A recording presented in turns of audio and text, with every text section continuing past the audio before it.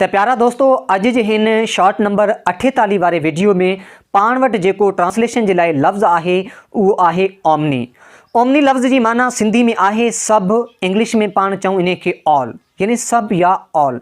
Omni लफ़्ज़ खां ठहिंदड़ कुझु लफ़्ज़नि जो ज़िक्र कंदासीं, पर उन्हनि लफ़्ज़नि में अल्लाह तबारक व तआला जी असां साराह कंदासीं। मिसाल तौर असां वटि पहिरियों लफ़्ज़ आहे ऑमनी प्रेज़ेंट। ऑमनी प्रेज़ेंट लफ़्ज़ जी माना आहे हर जॻह मौजूदु हुअणु, ऐं हर जॻह मौजूदु कहिड़ी ज़ात आहे, उहो सिर्फ़ु ऐं सिर्फ़ु अल्लाह तबारक व तआला जी आहे। मिसाल तौर असां इंग्लिश में हिकिड़ो सेंटेंस लिखूं, गॉड इज़ ऑमनीप्रेज़ेंट, यानी अल्लाह तबारक व तआला हर जॻह मौजूदु आहे। तो दोस्तों असां वटि ऑमनीप्रेज़ेंट सां ॿियो लफ़्ज़ ठाहियूं। ॿियो लफ़्ज़ आहे ऑमनीशियंट। ऑमनिशियंट लफ़्ज़ जी माना आहे सभु कुझु ॼाणींदड़, सभु कुझु ख़बर रखंदड़।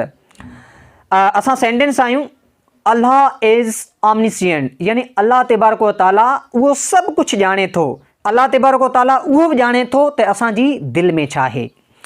असां वटि टियों लफ़्ज़ आहे ऑमनीपोटेंट। ऑमनीपोटेंट लफ़्ज़ जी माना आहे सभु ताक़तूं रखंदड़, जंहिंखे सभु पावर हुजनि, ऐं सभु पावर सिर्फ़ु हिकिड़ी ज़ात खे आहे, उहो आहे अल्लाह तबारक व तआला जी। असां जुमिलो ठाहियूं, गॉड इज़ ऑमनीपोटेंट या अल्लाह इज़ ऑमनीपोटेंट, यानी अल्लाह तबारक व तआला सभु ताक़तूं रखे थो। अल्लाह तबारक व तआला खे सभु पावर आहिनि, ज़िंदगी मौत सभु कुझु अल्लाह तबारक व तआला जे हथ में आहे।